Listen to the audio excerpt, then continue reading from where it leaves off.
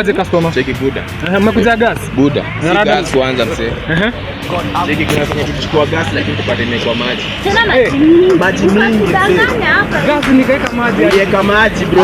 Gas nikaweka maji aje sasa. Mimi sijui venye uliweka lakini uliweka maji. Sasa itakuwa aje? Bana. Hadi amkula kama zote. Bana sana mzee. Sasa itakuwa aje? Itakuwa aje wewe tubadilishie gas. Hata naweza kuonyesha pesa. Hiyo ndio pesa nilikutumia. Hii ni biashara, Biashara ya maji. Wote unasema biashara bro. Nakwambia aje, nawapea gas. Sawa.